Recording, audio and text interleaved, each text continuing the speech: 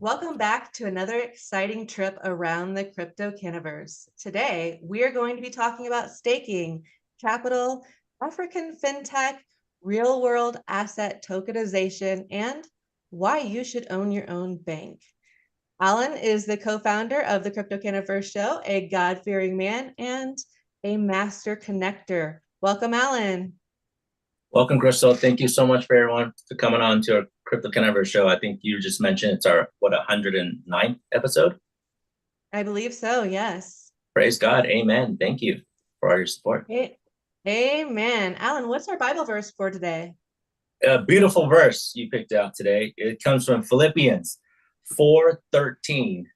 It's a powerful declaration of faith and trust in God's strength and empowerment. The Apostle Paul writes, I can do all things through him who gives me strength. In this verse, Paul is expressing his confidence that he can face any challenge or difficulty in life because Christ strengthens him. The phrase, I can do all things, refers to the struggles and hardship he has been facing, including being imprisoned and persecuted for his faith. So Paul is in prison writing this. This verse has become a popular inspiration for many people, reminding them that they too can overcome obstacles and achieve their goals through God's strength and guidance. There are some key takeaways from this verse, which includes recognizing our limitations and weaknesses, trusting in God's power and strength, believing that we can accomplish great things through Christ, finding courage and hope in difficult times. I want to open up to everyone here today. How does this verse resonate with you? I'll open up to our audience if anyone wants to share. How has it impacted your life or your faith journey with Christ? I would love to start that off. One of my favorite verses right there, actually my mug, my coffee cup that I drink out of every single day, Philippians 4:13 on it. So that is just so synchronistic. I love that. But sometimes in the entrepreneurial process, it gets tough out there, and people in your immediate close network that are not necessarily walking that path don't really understand what it is you're doing, and it gets you kind of feel the turbulence and feel sort of alone, but you know that you're walking a devout path, and as you keep going, it's going to start making more sense. You don't have to see the end of the tunnel; you just have to see the next step. So that's how it resonates with me. Thank you for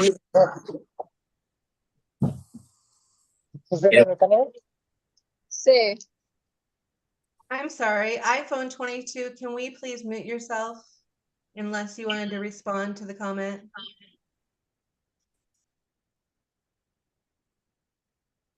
Oh, thank you. Appreciate that.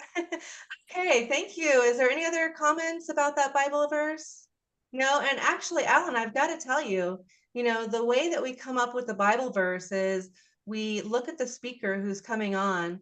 We take the speaker, we drop their bio and their history into ChatGPT, and we ask ChatGPT what Bible verse might resonate with the upcoming speaker. So we really try to curate everything around the people that are coming on the show so that we can speak to them and there's a purpose behind it. So I can't take credit for that, but thank you so very much for presenting. You always do an amazing job.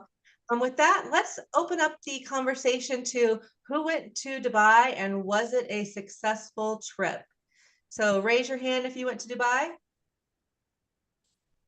Okay. Oh my goodness. I want to hear from you guys. So let's start with Gven. Yeah, Dubai was pretty epic. I mean, on all proportions, on even a biblical proportion, because we had like signs of modern day flooding out there. Just the travel to get out there. I was traveling with my daughter and my wife, and we waited 4 hours for our luggage and still didn't get it. So I had to like go back and wait an additional 2 hours in traffic. It was crazy. But outside of that, the Token 2040 event was really cool. There was a lot of really big investors, whales, innovators there that I just was able to link up with, and we made some big connections. We're working on some decentralized bots that can connect to some algorithms that we have on some indicators. So we're really excited. Like the space is just growing like crazy, despite the fact that we've had this little pullback. Like everybody forgets like how bull markets really work in crypto. So like when you get out there, you're just like, oh no, people are still building, people are still innovating. So it was really cool. And I was impressed with Dubai. I mean, they're just like in the US, I feel like I'm this criminal running around just because I say I'm in crypto. You know what I mean? And in Dubai, you're like celebrated, you know? It's like, oh, you're in crypto? Great, welcome, you know? So it feels like it felt really, really cool to have that sort of environment. So I really enjoyed it. That's awesome. Thank you for sharing. Let's go on over to Jordan. Yeah, I'll just echo what Gven said. The regulators, the ADGM, I love that they're not bogged down by almost 100 years of regulatory history that they're trying to figure out what to do with crypto. They're young, they're fresh, they're excited, they wanna do stuff. And all I could do was laugh most of the time when I first got there, because just like you, I was stuck in the airport for like 9 hours, and I'm like, this is hilarious. This is going to be a great story to tell in years to come about the great flood in the desert, and you'll be able to connect with people at other conferences. So in general, it was a good trip, very productive. Met a lot of very strategic partners, and excited to see what comes of it. Thank you, Jordan. Clayton.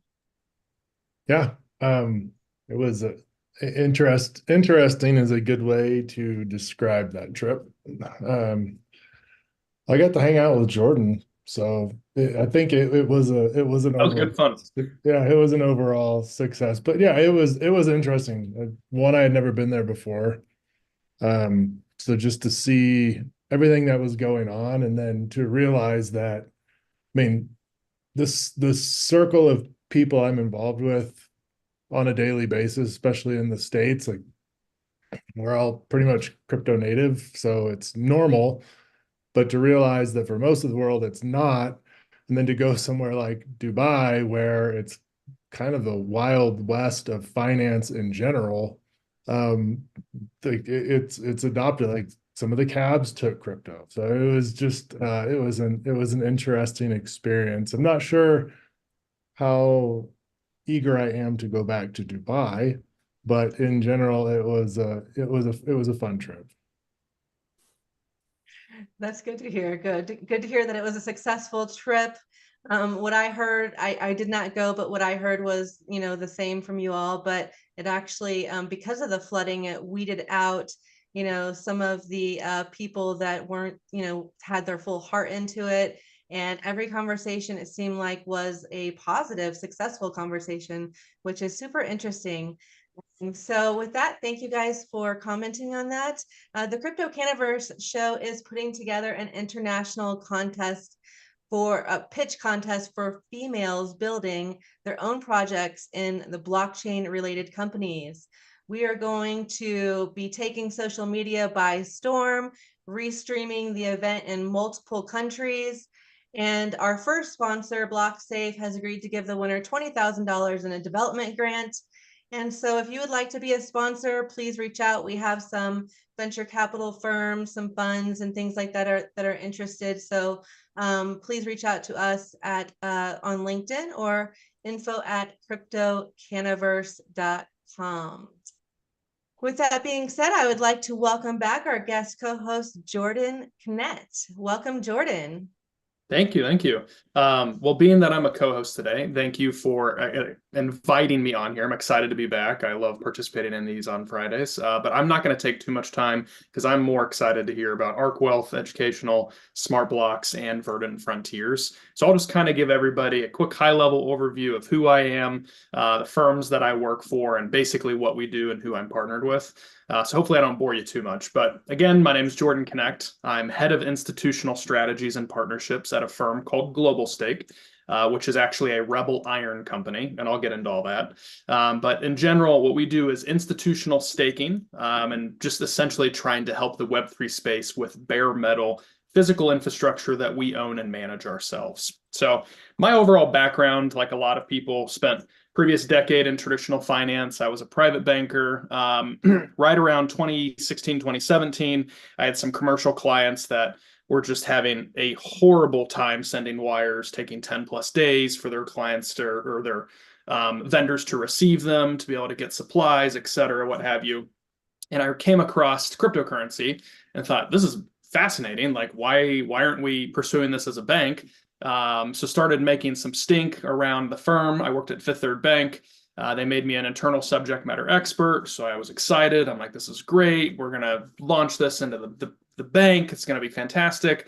Fast forward 2 years, I started my PhD, specifically a qualitative study on the adoption of cryptocurrency, thinking, okay, maybe I'll help lead Web3 initiatives at Fifth Third. And they finally just said, we don't think cryptocurrency or blockchain is going to go anywhere anytime soon, maybe for another 15 to 20 years. So that was my sign to leave. And I went to Coinbase Institutional. I was on that team for just under 2 years and absolutely loved it. I was there through the highs of the last bull market and then even the lows during FTX. So got to experience all of that. But during my time working at a custodian after FTX, a lot of our customers started massively demanding, hey, we want to have a third of our assets moved away from Coinbase and we're taking it to Europe, or we're taking a third of our assets to Asia. We want to make sure that we don't have 100% with Coinbase. And it was the first time I had customers doing the same with staking. So they were saying, hey, we don't want 100% of our ETH or Solana staked on Coinbase Cloud. We want to diversify this risk in case you guys get slashed or something happens.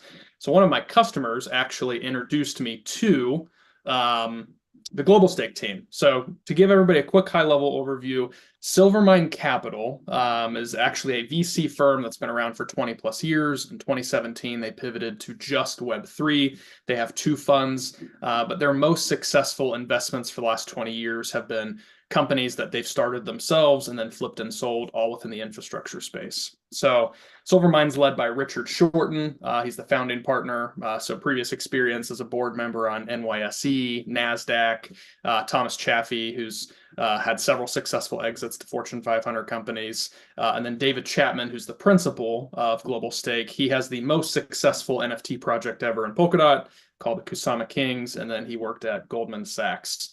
But Rebel Iron, which is what GlobalStake is really 3 different entities. One is GlobalStake, which is the Web3 brand. We support 30+ blockchains. Our business model is attracting institutional clients. Again, it's all on a SOC 2 environment. It's physical bare metal we own and manage ourselves in Tier 4, Tier 5 data centers globally. Second pillar is decentralized storage. We have 145 petabytes of storage that we're operating. And then the third is AI compute, because we realized about 80% of all of the equipment we own can really be repurposed to help support AI compute. So doing all of that collectively. And we're doing it in an environment that is also carbon negative, which basically just means we buy more carbon credits than what we use. So we're not neutral, we're negative, which we love. So that's everything from a very high level perspective, but I'm very excited to hear the rest of our speakers. So Arc Wealth, Education, Smart Blocks, and Verdant Frontiers, but happy to answer any questions if anyone does have any. Thank you, Jordan. Does anybody have any questions?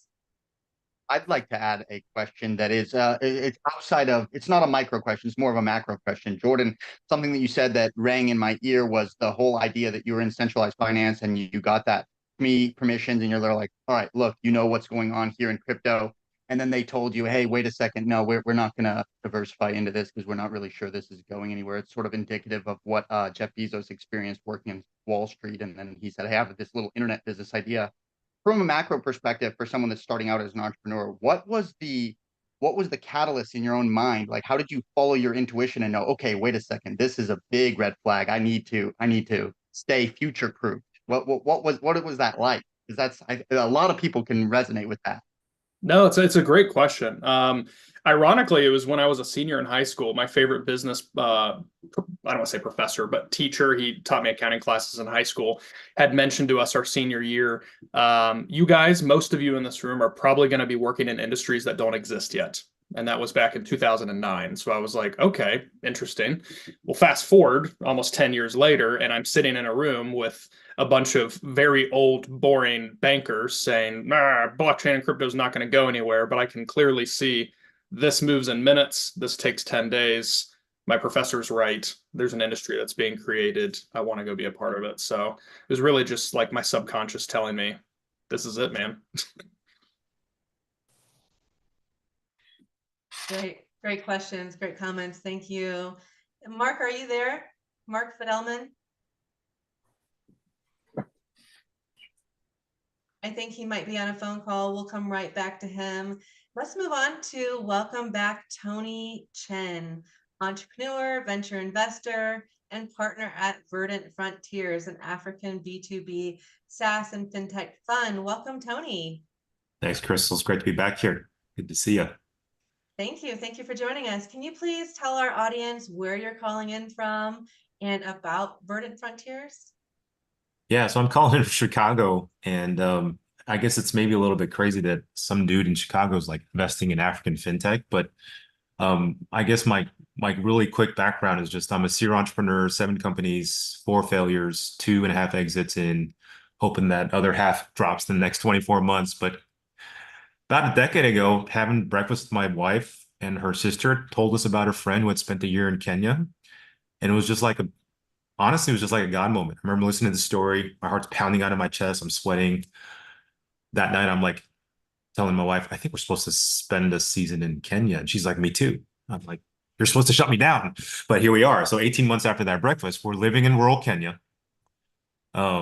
My wife is volunteering at a hospital. My kids are going to this crazy school. And I'm like in Kenya, running my stateside SaaS business that starts taking off, of course, as soon as we move to Kenya. And then, so I'm running that thing. And then I hire a real CEO to take my place. And then now I'm like graduated to the board. And I'm just like, I love entrepreneurs. I don't have a day job.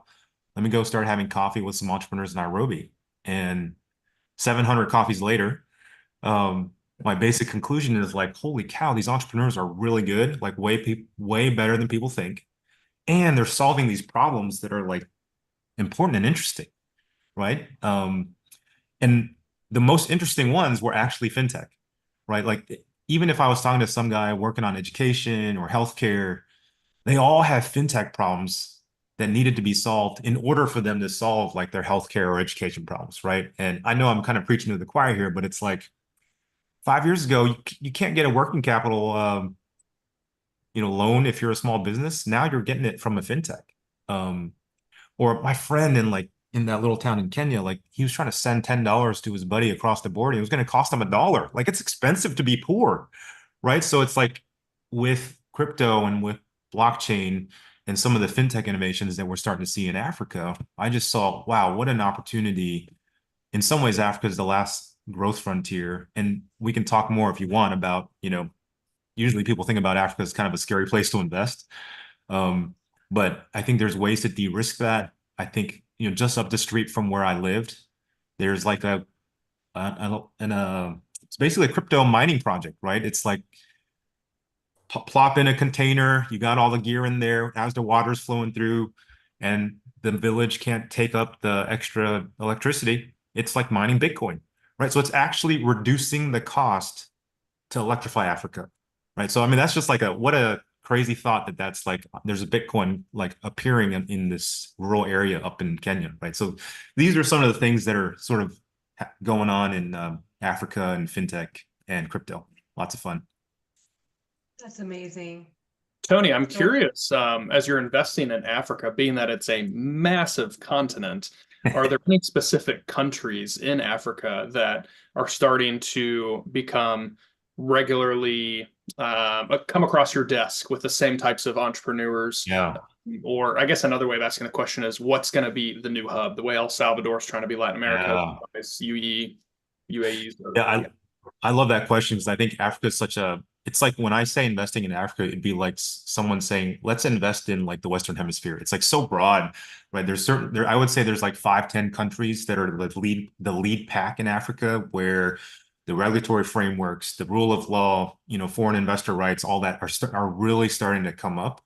And so at least for tech, the big 4 are Kenya, Egypt, South Africa, and Nigeria. So there's techies, there's like international folks, there's emerging sort of regulatory frameworks that things are starting to work. There's exchanges being born and all kinds of things.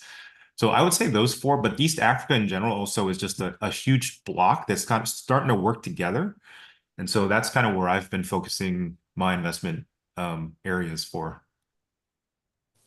Very interesting. Are a lot of these investments mostly like free enterprise where it's the public sector, or are many of these fintechs pushing more from the private realm of, I don't want to say CBDCs, but I'm just using that as an example. But are there any fintechs that are trying to heavily work with regulators and really improve their local governments?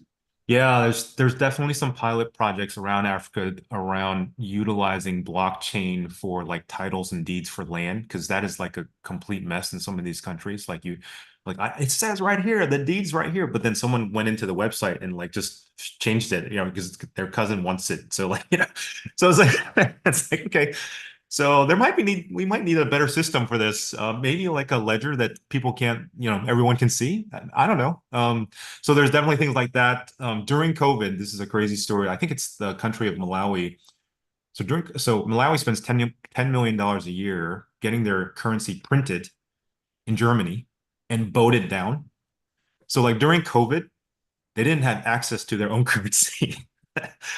So hey, that might be a use case for a centralized digital, maybe stablecoin, kind of asset. So I think what's interesting about Africa is like a lot of the system is just not there.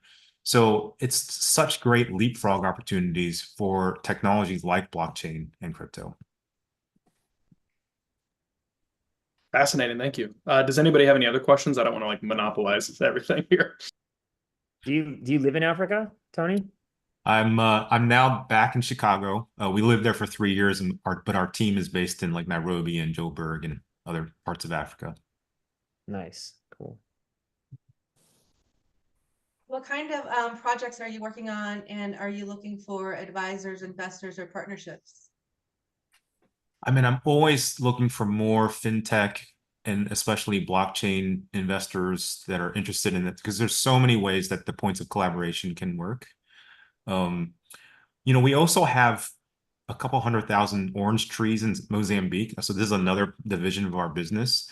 So like there's a lots of really interesting things around ag and tokenization and tracking of where things come from that could become something that we end up doing. I think we'll end up having about 1 million trees by the end of the year.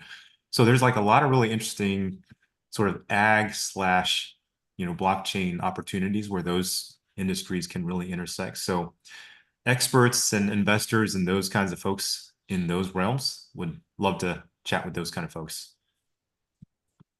Wonderful. And then I know that you're part of an angel investor network. What kind of opportunities are you looking for in Africa?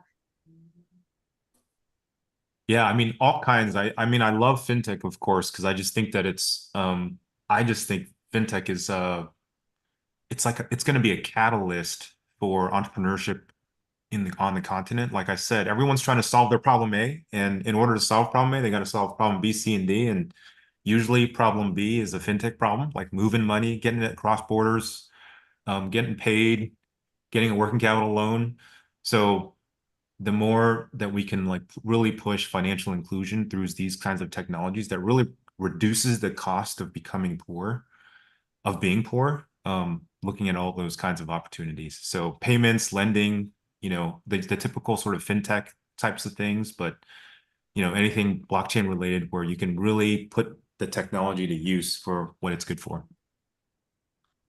Can you share with us an example of a company that you invested in and how it has changed, the company for the better? Yeah, there's a company that so this guy Isaac, I mean, he's like this Kenyan dude, brilliant, didn't have $100 to take his SATs. So his friends are like, this is crazy. We'll find you the $100. He takes his SATs and he ends up at Harvard, of course. He could have worked anywhere, but he ended up going back to Kenya to solve this education problem. He's like, I'm going to build a system so you don't run schools on paper and pencil, but you can run schools on a laptop. So not rocket science, right? It's like you can check your grades, you can check your account, you can communicate with your teachers. But now he's in like 6,000 high schools. And the 3 million parents he serves now are like, hey, we really need a way to pay the schools, because right now we got to stand in line in the bank. It takes weeks, some days or weeks sometimes to reconcile. It's like, look, I really did pay my kid's school account and the kids are waiting at home. So it's like this little payment solution will allow for the kids stay in school. And then now that you have that payment data, and this is one of the insights that we started to help them see around fintech, is like, you have that transaction data, you can now start lending off of that data. So you don't have to pay for the whole semester up front. Like, it's a payment plan for school fees. And that's like a billion person problem right there, keeping kids in school, simply by paying through their mobile phones and then using that data to lend. So it's a very simple solution, but it's not necessarily crypto related for that one. But you can see how some other blockchain technologies could start to be implemented in a solution like that. Absolutely. That story just gave me chills. That's amazing how you're changing the world, and just for one person, what you can do for that one person, keeping kids in school. I just also want to make the comment that when you listened to God and you moved to Africa, that is when you said that the fintech fund started picking up, right? So that's amazing. A business miracle. Yeah, thank you. A business miracle. Well, thank you so much, Tony, for joining us. Does anybody else have any questions or comments for Tony? No? Tony, where can our audience reach you at? You can just look me up on LinkedIn at it's Tony Chen. I'll drop it in the chat, but or Verdant Frontiers. That's kind of where we sit. Thank you, Tony, for being here. Thanks. We appreciate you so very much. With that, we would like to welcome our guest speaker, Gven Sariol, founder of Art Crypto, and his director of education, Casey Craig. Welcome. Thank you. Thank you so much for having me here. Appreciate it, Crystal. You are most welcome. I am making you host so that you can share your screen. Can you tell us a little bit more about where you're calling from and Art Crypto? Yeah, so well, right now it's 2 a.m. in the morning. I'm in Siberia, Russia. So I'm about as east as you can go. So like, it's funny, usually people think like Africa is the most east. You're like, nope, you can keep going. And I'm like one of those time zones where it's like about to turn the other day, but I'm like so close to the other day or the day before. It's kind of weird. But yeah, my wife and daughter are Russian, obviously. But we're out here visiting family, and so it's been a pretty interesting thing. But like I said before, we were in Dubai, and there's a huge Russian community in Dubai just because of the things that are going on.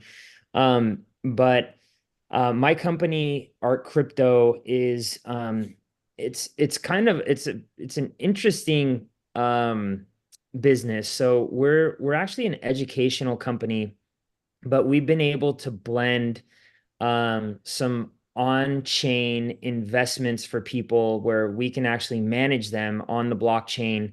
But when we started our business, we wanted to, educate people, because we knew that mass adoption in crypto wasn't going to happen without like a formal education. And so me and my business partner, Jet, we started our business in January of 2018, before any of like the real juicy stuff came up. Back then, it was just like ICOs and, speculating on centralized exchanges.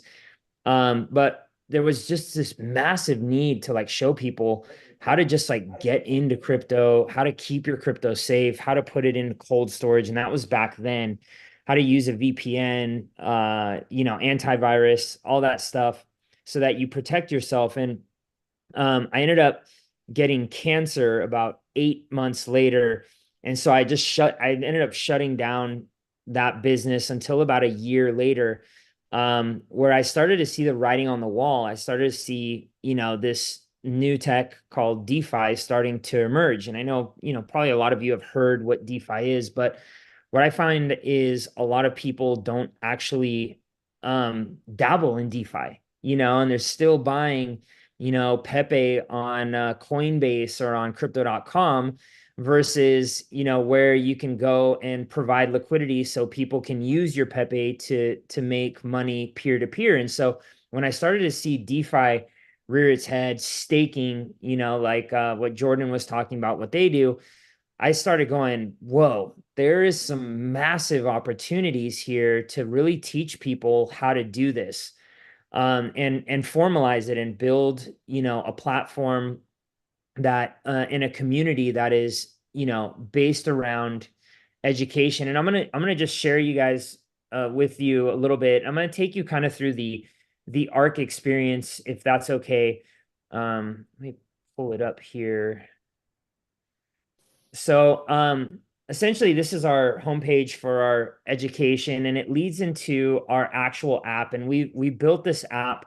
It took us a couple of years and several hundreds of thousands of dollars to put this together. We used to be on Telegram, we used to be on Discord, but then our LMS, our learning management system, was separated, and we said we need to put everything under one roof, and we need to make sure that this is like a place where everybody can come and really put together this whole DeFi and demystify it, and have a place where they can have like customer service, because I always say there's no customer service in DeFi.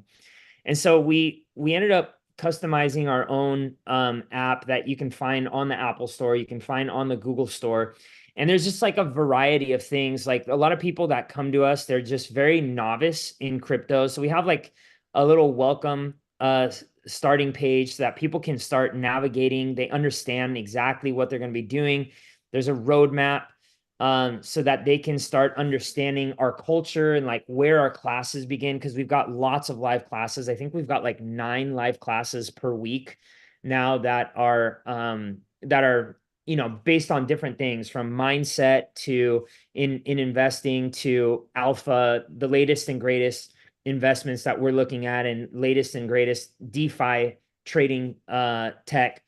And then we've got some really cool thing like groups here where you can come and you can like focus your questions on different types of groups. So, you know, we have an Infinity group, which this is more of our like live. We've got a self-guided course, but we also have our live guided course, which a lot of people tend to gravitate to because they like kind of that live interactive for our basics, so that you like get in and you understand what the essentials of DeFi are. If you're not into like reading or kind of studying at your own pace and you want to be held a little bit accountable. And then you can see here, we have DeFi discussions all the way from like memes and off topic, coach insights, where like I'll drop some alpha if I'm just like doing a trade that I find that, you know, something gets triggered in an indicator. I'll drop the link in there as to the video so that people can see what exactly I'm doing. And some of our other coaches, we've got like right now, I think we've got about 9 coaches that are on staff right now. So it's not just me and Casey. We've got multiple different coaches and multiple different employees working with us now.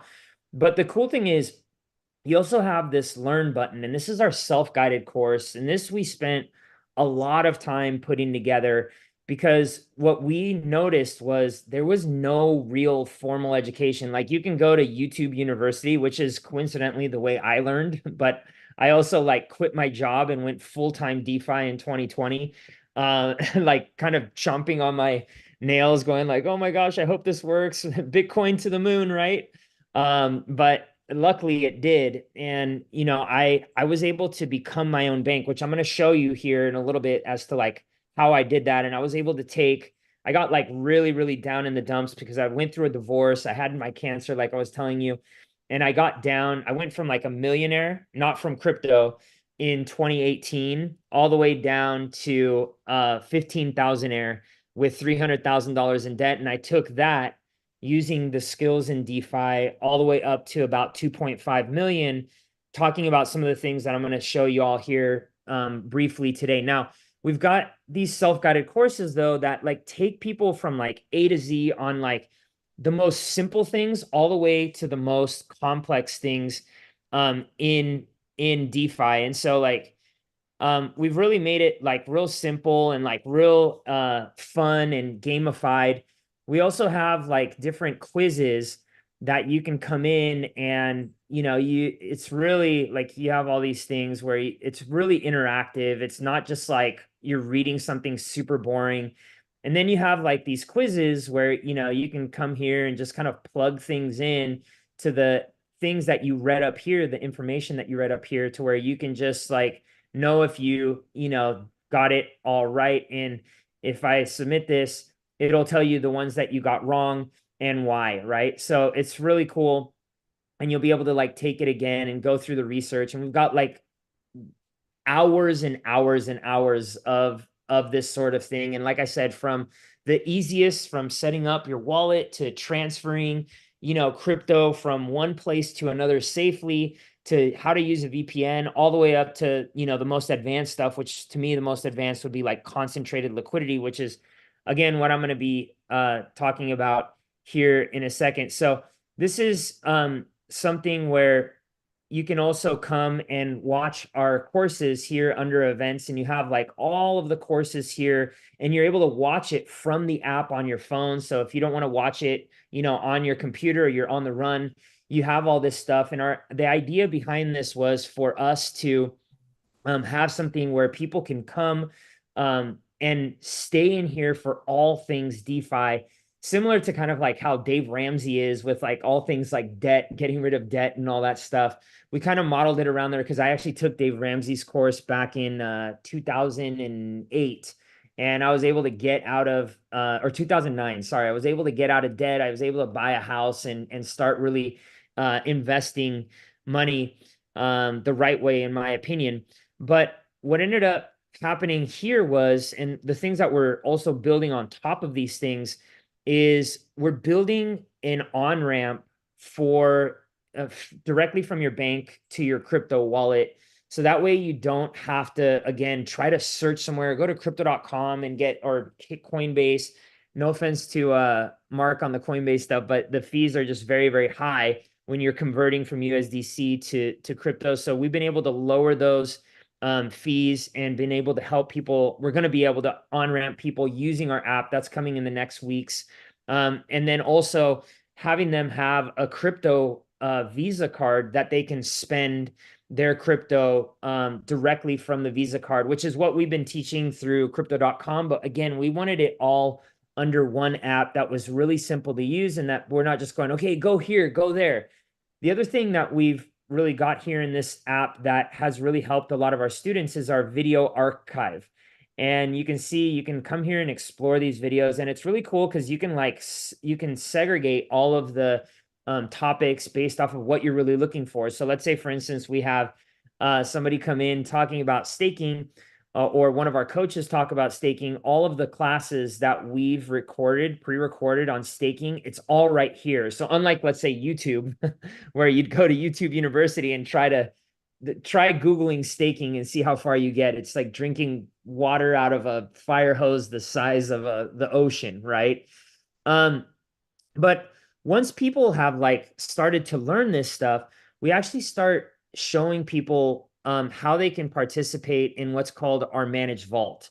And our managed vault is actually a really cool thing because, for those of us that have been in crypto and been degens, okay, like I started off in the crypto sphere, there's been a lot of rug pulls. There's been a lot of scams. There's been a lot of things that have given crypto a really, really bad reputation. And a lot of it started, in my opinion, with custody. So most people, when they don't realize, when they send money to different smart contracts, or when they send money to, another wallet, with the hopes of, them sending you 20 Ethereum for 1 Ethereum, right?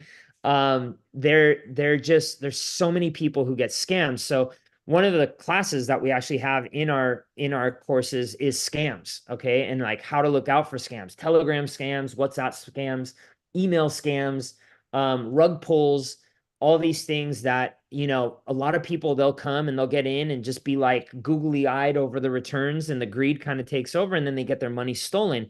And so when I saw that, I said, there's got to be a way for us to do better, because we had a lot of people, they were, making mistakes, making errors on their own crypto stuff. And so we were able to find a solution through a company called Enzyme.finance. And we've been able to white label our managed vault, but our managed vault is a Web3, not managed fund, because we do not take custody of the money, but a managed pool of assets where you can deposit your money in here. And us as the professionals can actually manage your crypto.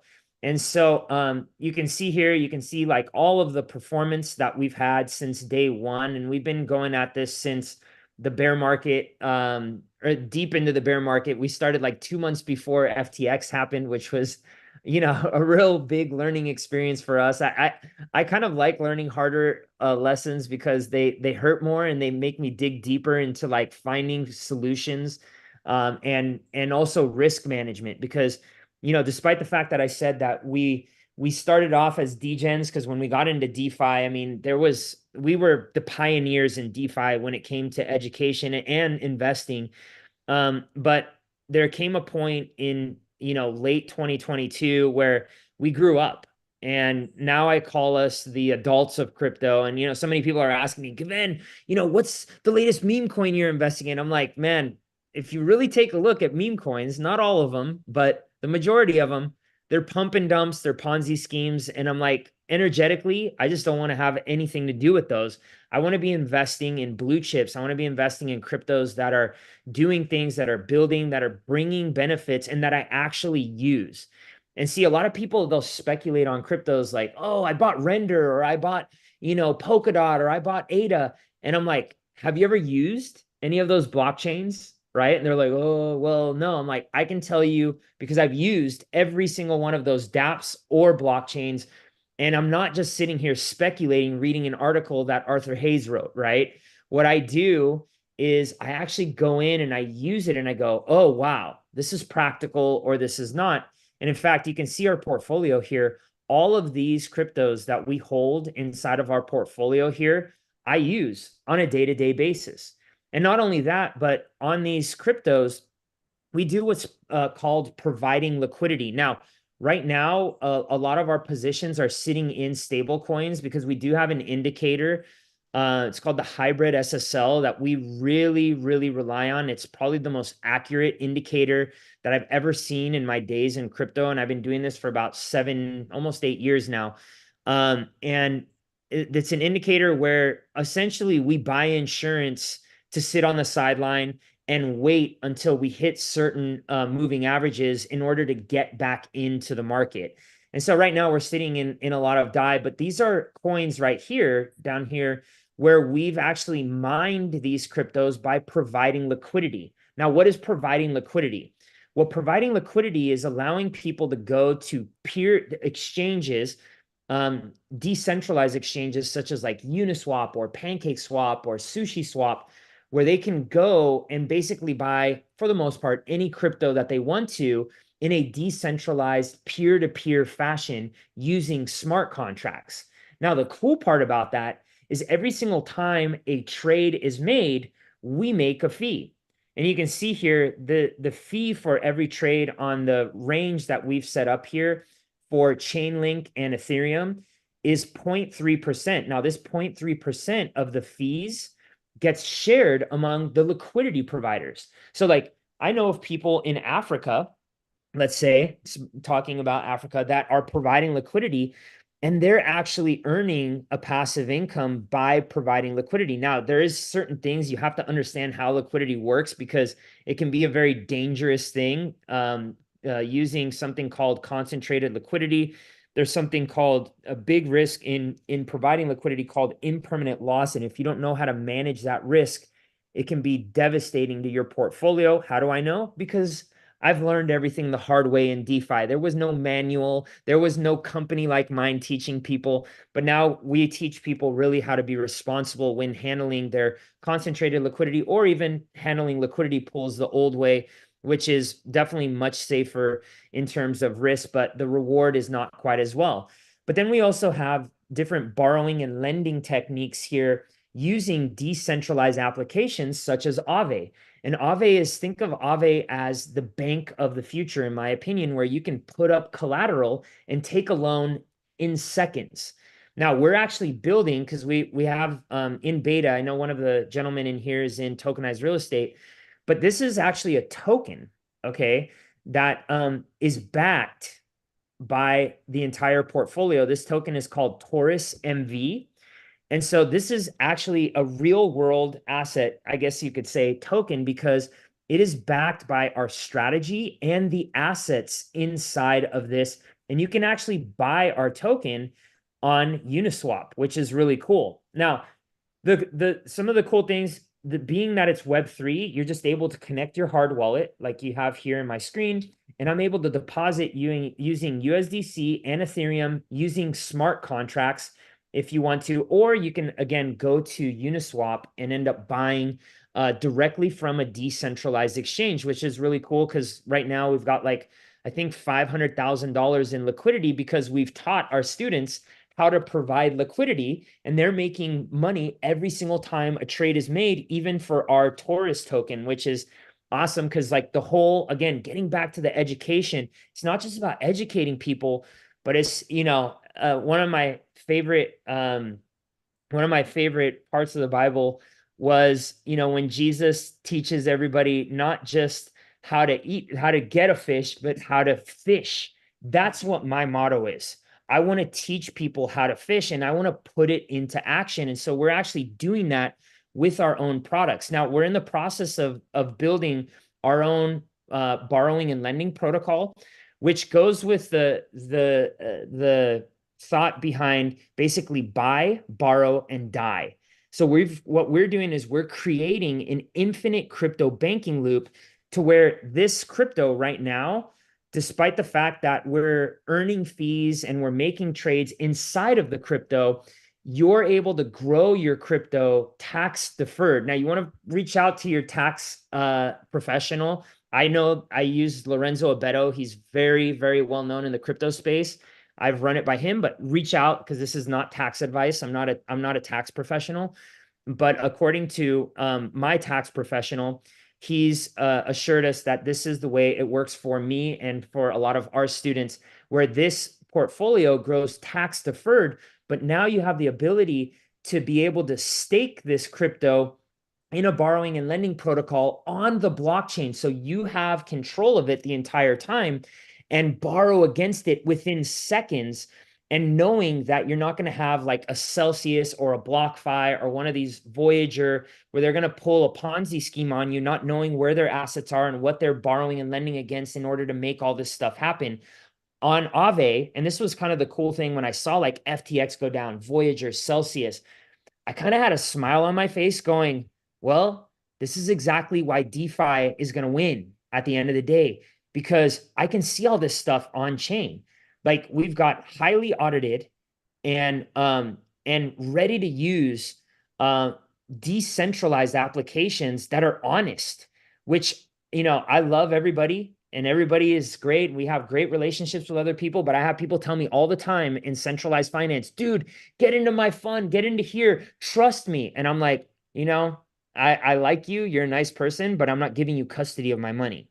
And just even when I was in Dubai, I had a Forex guy showing me, check this out. And look, we're doing 5-10% per month. And I was like, dude, I still got a deposit with you and I can't see this on chain. So you could be booking me. You could be having all sorts of conflicts of interest. You're the broker. I'm like, no way. This is like a lot of conflict of interest here, where here with this, we don't have a conflict of interest.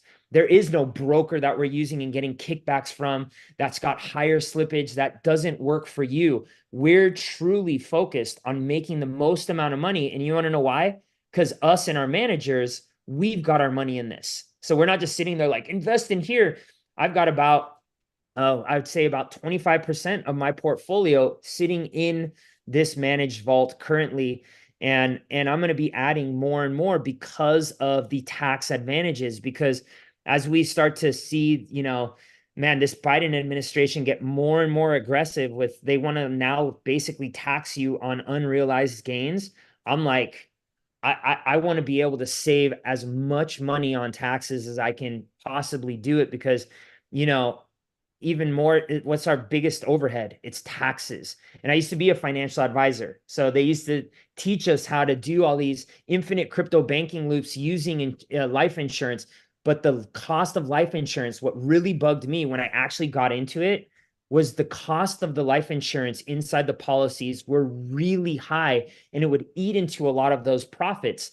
And so I wanted to build something that was truly your own bank. And we're starting to do it with all the technology in crypto and DeFi. So this is kind of our baby. We're working on also tokenized real estate as well, but that's in beta right now. But what we're also going to be doing is being able to put those tokens from our tokenized real estate to borrow against it in our borrowing and lending protocol as well. So we're really excited about where the future is taking us. I'm like, it's so fun, guys and gals. It's so fun. And I remember meeting with Crystal like a couple weeks ago, and she's like, "Oh my gosh, I have to have you on like as soon as possible because you guys are actually putting this stuff to use and you're teaching it and you're getting people out to where they're actually fishing." And so this is something that I'm really, really excited about. And I mean, I dropped my mid six-figure job in the law to come straight into DeFi because when I saw this, I was like, this is a game changer. This is going to even out the playing fields, from the big institutions that have the grip on the money to the people. And that's what I'm all about right now. So anyways, that's what I got. Casey, if you have anything else to add, Casey is started off as a student in the ARC and just moved up and just became a killer investor in the ARC. But I'm going to throw it back to Casey and let you put in your 2 cents. Thank you, Gven. Well, yeah, I mean, what I think that we do really well here is we protect people from the things that we've lost. And the thing about YouTube University is you can go learn how to provide liquidity, but you're not going to learn all the nuances and you're going to get yourself wrecked really quickly if you don't understand impermanent loss, and you don't understand, XYZ. So it's the knowing how to is not enough. And so I think we're really good at the part of we can protect you from these things that we have learned. And again, like going back to custody issues and rug pulls and scams, and that's where we really come in and shine. And one thing I want to address is if any of you are looking for an education partner, that's another area that we can come in. You can specialize in what you do. We can come in as the education partner and help you. And like you saw, we have our platform. We can white label products and things. And so whatever you need, we're here to support and we're here to help. But I agree. I mean, this is leveling the playing field for the people. I was working for JLL. I was in commercial real estate, and I was sick of sitting behind a desk all day, every day, and wanted some freedom in my life. And DeFi was it for me. Once I learned this stuff, it really opened up the world to me and the future of finance. And Gven was talking about borrowing and lending, and there's so many strategies that I've used to increase my personal wealth that, again, going back to leveling the playing field, where borrowing against the equity of my cryptocurrency to go buy real estate properties, go complete a fix and flip deal, pay off the loan. You get to keep the house and the cryptocurrency. You can invest like the wealthy without having to have the barriers to entry that we had in traditional finance. And so it really, when I say leveling the playing field, I mean, I started from zero just a few years ago. And so, yeah, it's been really, really cool. And I'm just excited to see what we can do to help people in this space and protect people. That's amazing. Thank you guys so much for being here. Let's open up for questions. I'll jump in here. For starters, I'll say I absolutely love the energy from both of you. This product is super needed. It's very exciting. I can still hear my brother from 7 years ago screaming BitConnect. So I don't want any family members trying to go down any rabbit holes on their own. Not to mention myself personally, trying to learn in the space and staying up to date all the time. Going into Discord feels like jumping in a whirlpool and being eaten by the Kraken. So I'm definitely going to sign up and start using the platform. So my first question would really be, how do you all stay on top of the lightning fast speed that crypto is moving at, just to make sure that the education is still relevant? Let me say this, and I'll let Casey answer for herself, but I am absolutely obsessed with crypto and DeFi. There's just no other explanation besides, I don't know, I have a supernatural God-given energy that just keeps me up and just keeps me looking for new strategies and new stuff. Like I was saying, right now we're working on a Web3 DeFi trading bot that's based on an algorithm of moving indicators that we've really solidified, and we actually use those for our managed vault. So we're just obsessed with this stuff, and so I don't know. There's a lot of things, and you can get into DPIN and DSO and all this stuff, And I use even a lot of those things, but I really try to hone in on DeFi, which is where I think the most benefit is to most people, because even myself, like my bank goes crazy. I live in Panama, Panama City, Panama, and they're more progressive than the US when it comes to crypto and banking, but my bank literally is like a crypto bank. And I drive them crazy because they know what my net worth is, because I've had to go in and get some loans from them, you know, for a car that I just bought. And they're like, why is your money not in our bank? And I'm like, well, you're going to pay me 5% on something that's declining 8% per year, or I can come over here and provide liquidity for anywhere between 40 and 100% per year, and my crypto assets are going up. What do you think that I'm going to do? You know what I mean? And they're just like, oh, you know, like, so that's why I only keep $5,000 in my bank account at any given time. They're just like, well, that's, you know, we're going out of business if you do this, you know. And it's true. This is why the regulators in the United States are horrified, because even last year, I did an interview on CBS with a gentleman by the name of Armstrong Williams. And you know, he sat me down, and he's very well connected in Washington. And he's like, how can I get you involved with, you know, the Speaker of the House? They're looking to do crypto regulation and all this stuff. And I said, well, let me think about it. I don't really like understand kind of the regulatory side. And I went home. I was in Washington. I went home to Panama, and I just started like researching and using AI to like really, really crunch and find different information. And when I got through it, I was like, holy shit, excuse my French. I said, we can actually do away with the regulators by writing smart contracts with the regulations on the front end and having permission blockchains that are run by the individuals inside of a DAO. And I was like, oh my gosh, we can literally abolish the 3-letter agencies or 4-letter for the CFTC by doing this. And no scam, no rug pull would ever see the light of day by running this on the front end. But a lot of people don't understand that power. I'm actually writing a book on it. I'm writing a book on like, I call it like I'm rewriting the future, because I think that there's kind of like this real draconian stuff going on with crypto in the US. And so what I want to write is like kind of the struggle of how we got to where we're at in the future. I'm writing it from like 2050, right? But then I'm showing how there's actual real stuff that we can use right now, not in 50 years, not in 25 years, but right now on the blockchain, to start making it safer for people to invest, a more fairer way, something that is not super deflationary, that can be debased at a like that, because Jerome Powell gets, you know, a hair up as you know what. So this is something that we're really, really passionate about. We're not just like sitting on our hands. We're like, no, we are writing the stuff into the smart contracts so that somebody does come knocking on our door. We're like, look, we wrote it according to how you guys wanted it. So what's the difference here? And I think that's what it's gonna really take here. That's what it's gonna really take. Love it. No. Fascinating. I know we're almost out of time, but I have a lot of questions, so I'm probably gonna have to rapid fire them from the hip. Actually, Jacob, we can run a few minutes late, so go ahead. All right, lovely. So I actually also have a community where I'm an educator and I'm teaching people about blockchain and stuff.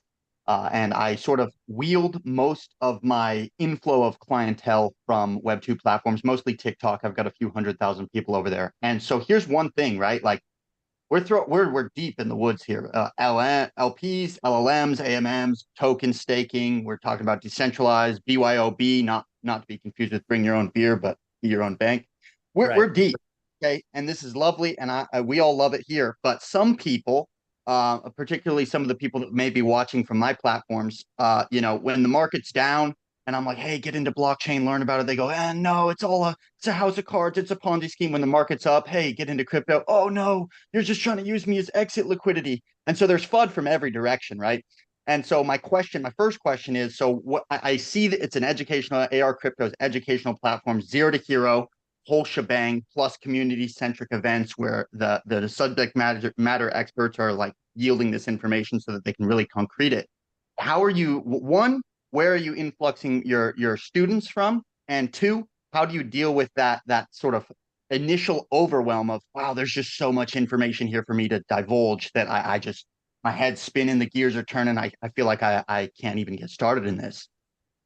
Yeah, so here's the thing, like a few years back, like 4 years back, I came up with something called the 25% rule that kind of like helped people take profit at a certain amount. And we always held like 25% in stable coins. And then we had like a degen section, we had a top 10, and then we had a blue chip section. And now I've kind of deterred from that because, you know, crypto moves in cycles. And what I'm more focused on now is not necessarily like what's the hottest narrative and how do I buy the dip and all this stuff. The indicators that we use to get in are very, very well thought out, and they're very technical. And it's just like get in here, get out here, get in here, get out here. And so I find the narratives that I like, I find the cryptos that I like, and then I'm patient. And then I don't really shill any cryptos because I don't want to be known as like, like you said, the exit liquidity guy like BitBoy Crypto is, or like a lot of these, influencers, crypto banter and all these guys. Like I've been guilty of getting shilled their stuff and being part of their exit liquidity as well when I first got into DeFi. And so what we do though is we really teach them patient, and that's why we have an actual class on mindset and finances, because so many people come in and they're just like up only. And so obviously when the market is like white hot, that's when the most amount of students influx into us.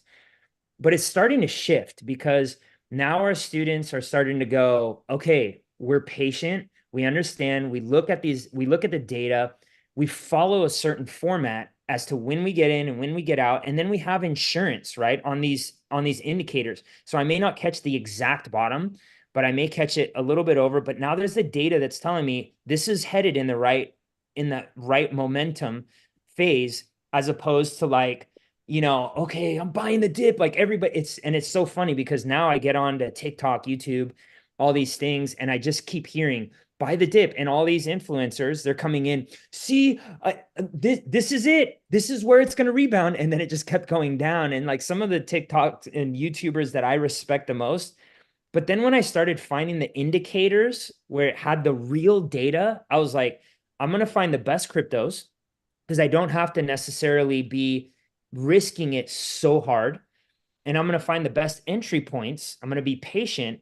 And then as it dumps and it flips, I'm going to be right there. But I'm also going to be setting up certain strategic things like stop losses. Unfortunately, in the managed vault, we don't have stop losses. So we have to be constantly monitoring it, but we have people all over the world monitoring it so that if something does flip, we sell it like that. But they're also longer indicators. We're not doing things on the 15-minute. We're doing things on the 1 day or the 1 week. And so we know that we're not just flipping out on just, something that just freaked out the market for a couple of days and then it rubber bands back up. So these are things that we've really, really thought of so that people just don't get wrecked, and we're making real-time decisions. And these are decisions that in risk management that I've learned from some of the greats like Ray Dalio, and some of the, I'm blanking because it's 2:00 in the morning here, some of the other great hedge fund and institutional managers out there that they use for risk management. So the key thing here is not necessarily what we're buying, it's how we're managing the risk, because I'm sure every single person here, and I don't care how high up you are, okay, unless you're just like moving the market because you have billions of dollars of Bitcoin, we've all taken it in the shorts. And Casey could tell you, we've all hodled something for way too long. And we've not Carolina, not me. I could never. Yeah, right. If I can interject too. Oh, go ahead and finish. No, go for it. Yeah, I mean, we really meet people where they're at too. Like we have students from, I mean, on my live classes that I teach, we celebrated an 80th birthday recently, and she's incredible. She's interacting with DeFi and doing all of these cool things. And we've had students as young as 13 years old go through our content and our material. But again, going back to we meet people where they're at. So to answer your question, like we have different community chats and different sections of our platform to mitigate that overwhelm for people, where if you want to go and be in a super complex DeFi conversation, you can. But if that's too much for your brain to handle when you're starting out, you can just hang out in the beginners area and you can be comfortable there. And we do a really good job of teaching people with very small amounts of capital when they're first starting out, because guys, you'd rather lose $10 than $10,000, right? Just because you have $10,000 to invest doesn't mean that you've got to start out investing $10,000. Let's get really comfortable with $10 so that you can't mess it up, and then we'll progress from there. And so again, we just really meet people where they're at. We make it a really comfortable process. We take away those fears and those, and just really focus on the deep understanding of what's going on here and not the hype. So we do a good job of setting expectations of the mindset for people too. Is this isn't, you know, we're not just going to spend all our time in the shitcoin casino. We are actually coming to learn about a technological revolution that is occurring. And I think that, again, it comes back to expectations and support for the community, and just making it a comfortable environment. I love that. I love how you guys are offering transparency, support. It's amazing. We have time for one more question. Jacob, did you have one more question? I do have one more. Yeah. So Casey mentioned they're doing live calls. So 9 live calls a week is what I believe you guys said. And so what's sort of the structure of this call? Is it sort of like you're fielding Q&A from your members to help them gather a deeper understanding? You're doing live market analysis that's not financial advice, do your own research, but hey, look at this. Is this like what sort of that look like? And yeah, that's the question. Do you want to take it, Casey, or I can take it?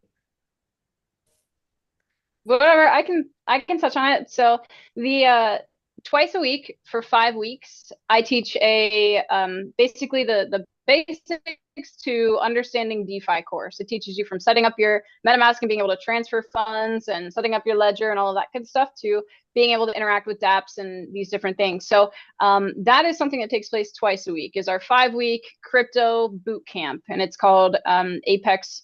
And then we've got, so I guess I can just go from Mondays on. On Mondays, we talk about the managed vault. So it's talking about updates in the strategy and also helping people to get into the managed vault if they need help with it, that type of thing. Tuesdays is Technical Tuesdays, where we have a technical analyst on our team that breaks down macro analysis of the market and also, again, kind of on-chain trends, what's happening. And then Wednesdays, we've got Gven's Days, where Gven comes. It's kind of more an exclusive call where our members can come on and he shares his current latest alpha and the things that he's going over, the strategies he's doing in his portfolio, the different moves he's making. Thursdays, we've got Thrive Thursdays, where we've got a couple of folks that are, trained by Joe Dispenza and really, really experts in their field doing mindset calls with our community, which those are just kind of to help you level up in investing and in life. And then Saturdays, we've got Saturday schools that are our coaches and our team, and a few different people come on, and either it's alpha, it's educational, it'll be a coach roundtable where people can answer or ask Q&As. And so it's kind of Saturday school is always something different. And then we've got office hours throughout the course of the week as well. And Wednesdays and Fridays, people can just come on, and it's, office hours. It's like you're in school where you can just come and ask questions, get help where you're stuck, get that live support that we lack in the crypto space. But I don't know if I missed anything, but yeah, so there's a lot that take place throughout the course of the week, but they're all different too. They have a different purpose. I absolutely love that. And I know that was supposed to be the last one. I have one more question. This one's super fast. I didn't hear it in the beginning, but let's the macro overview, the ethos, purpose. Why did you guys create this? What's the overall vision? Where are you headed? And that's the question. Vision statement. So when I first started the ARC, we didn't really have an acronym for it, but I sat down with my business partner, Jet, and I said, why are we calling it the ARC? And I was like, because we're saving people from the financial flood that's coming very soon. And the ARC is an acronym for Alternative Money Revolution Cryptocurrency. But but so that's kind of the ethos behind our name, and our goal is really to save as many people as possible from, you know, in my opinion, that financial can that keeps getting kicked down the road, that we all see, but like the day-to-day person, they don't see that. The guy that's working at Office Depot and the person that's, you know, just has like a office job that's just puts their money in their 401k, they don't know any of these things. They don't understand how the M2 affects all this stuff and how inflation is really killing them. And that's like the thing that's really driving up their, you know, housing cost, and why their grocery bills doubled in the last 4 years, you know, like they don't understand a lot of these things. They're just like, oh, okay, well, you know, the government said. And so we're here to really teach them like, hey, there's another way. There's a way for you to keep up with inflation and way beat it, so that, you know, you don't end up in a really bad position when that financial flood comes like we experienced in Dubai. That's amazing. Thank you guys so much for being here today. Where can the audience reach you guys? Yeah, so Crystal has the link there. We actually have a 7-day free uh trial period, where you can come and try it out and see if we're aligned. You know, we wanted to make sure that if you are going to be part of the ARC, that it is something that you're interested in, and then it's $97 a month thereafter. And so, you know, one of the things we're probably going to be expanding to different countries soon, and there's, you know, countries that might not be able to afford that. So we got to talk to Tony Chen, because, you know, Africa is probably a place that we're really interested in, and might be a way lower monthly fee for them out there, to see what we can do to help them, because they could really use this technology and this education as well. But for now, it's $97 per month. And it includes a lot of the stuff that we talked about. And I can guarantee you that you're going to be a DeFi ninja. If you give us about 30 days, you're going to have your mind blown with our education and our community, which is like, we haven't even really talked about the community, but that's really where our value is in our community. So yeah. Thank you, Gwen. There's that link right there, by the way, Crystal. You can see the link. You guys can sign up with that link right there in the chat. And I will also be dropping the link below. So if you guys are watching this video out there, wherever you're at, please check the comments. The link will be there. We appreciate everyone so very much. Thank you for coming. Alan, can you quickly wrap up in prayer? Yes, let's close in prayer. Thank you so much for everyone joining. Let's bow our heads and let's pray. Dear Jesus, thank you so much for another week of Critical Counterverse, where you can bring on entrepreneurs from all over the world. Thank you so much for giving Casey and Jordan as a co-host, as well as Tony Chen as our company highlight. You inspired them to educate others about cryptocurrency. This is a technology is here to stay. May you continue to bless us with all things that we do, inspire us, and help us grow with each other. Pray for the weekend that you be with us every step of the way. We trust in you and we have faith in you. In Jesus' name, pray. Amen.